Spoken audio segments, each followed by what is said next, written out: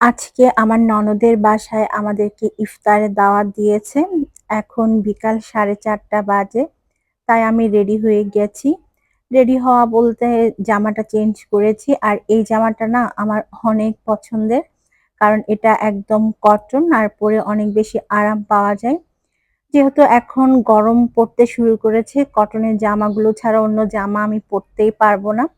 কারণ আমি গরম সহ্য করতে পারি না। প্রচুর ঘাম হয় আমার।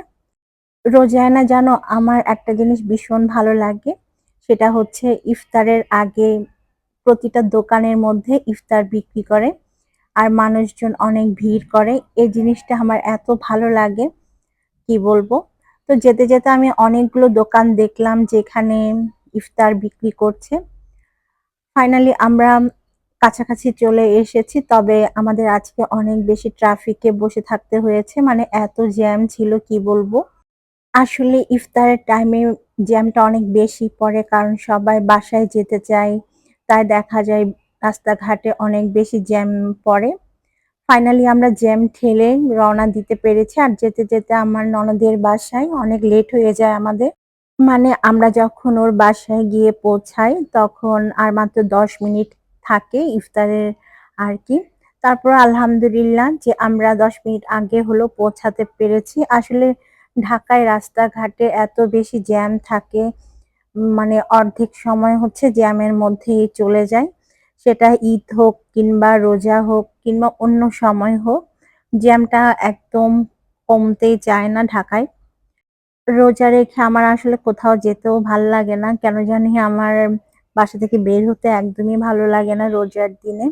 খুব বেশি টায়ার্ড লাগে। ইফতারের পরে তো আরো বেশি টায়ার্ড লাগে। আমি ইফতারের পরে একদম নাই হয়ে যাই এমন একটা অবস্থা। এত কাহিল লাগে যে কি বলবো। তারপর আলহামদুলিল্লাহ রোজাগুলো প্রায় শেষ করতে পেরেছি। সব রোজা রাখতে পেরেছি আলহামদুলিল্লাহ। তো দেখতে, দেখতে আমরা চলে এসেছি আমার ননদের বাসা উত্তরাতে। আর যাওয়ার পথে এই যে সুন্দর লেকটা দেখছো, এই লেকটা না আমার ভীষণ পছন্দ। আমি প্রায় সময় যখনই ওদের বাসায় যাই তখনই এই লেকটা ভিডিও করি কারণ এখানে অনেক বক দেখা যায়।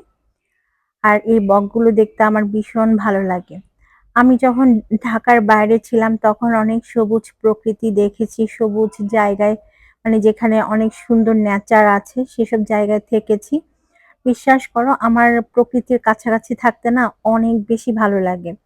তোমরা বলতে পারো আমি একজন ন্যাচারাল লাভার মানুষ। আমার সবুজ প্রকৃতি দেখতে খুবই ভালো লাগে। বাই দ্য ওয়ে তোমাদের কার, কার ঈদের শপিং শেষ হয়েছে আমাকে কমেন্ট করে জানাতে কিন্তু একদমই ভুলবে না। আর দেখো আমরা আমার ননদের বাসায় চলে এসেছি। আর ওদের বাসায় আসার পর দেখলাম সবাই ইফতার টেবিলে বসে গেছে, বাচ্চারা নিচে বসে ইফতারের জন্য তৈরি হচ্ছে। আর আমরা ইফতার করার পর হচ্ছে একটু বাইরে গিয়েছিলাম। কোনো কাজ ছিল না, কোনো শপিং ছিল না, জাস্ট এমনি ঘুরতে বের হয়েছিলাম। তো টুকটাক কিছু কিনা যায় কিনা মূলত সেটার জন্যই। তো আমরা গিয়েছিলাম হচ্ছে আজমপুরে, উত্তরা আজমপুর যেটা আছে সেখানে।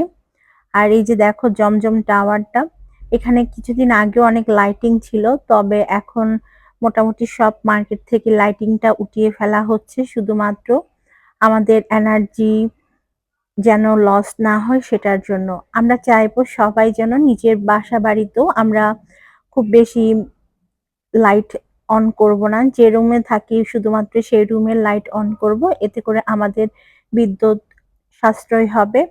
আর দেখতেই পাচ্ছ বৈশ্বিক অবস্থাও খুব একটা ভালো না। যুদ্ধ লেগে আছে। আর এটার প্রভাব তো কোনো না কোনোভাবে আমাদের উপরেও আসবে। তাই আমাদের এখন থেকে আসলে সচেতন হওয়া উচিত। দেশের সম্পদ অযথা নষ্ট করা কারোই উচিত না। যাক ইফতার করার পর তো বাইরে গিয়েছিলাম। বাইরে থেকে এসে হচ্ছে এখন ডিনার করব। তারপর হচ্ছে আমাদের বাসায় চলে যাব। আজকে আমার ননদ বিফ বিরিয়ানি রান্না করেছিল। সেই সাথে চিকেন রোস্টও করেছিল। তবে আমি যেহেতু রোস্ট খুব একটা পছন্দ করি না, তাই রোস্ট আমি খাইনি। শুধুমাত্র বিফ বিরিয়ানিটা অল্প করে খেয়েছি। তো আমরা খাওয়া-দাওয়া করলাম। আমার ননদদেরকেও আজকে দাওয়াত করেছিল। ওরা সবাই যার, যার বাসায় চলে গেছে খাওয়া-দাওয়া করার পর।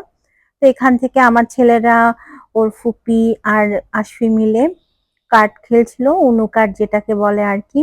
তো কিছুক্ষণ পর আমরা আমাদের বাসার দিকে রওনা দিয়ে দিই, কারণ অলরেডি 11টা বেজে গেছে।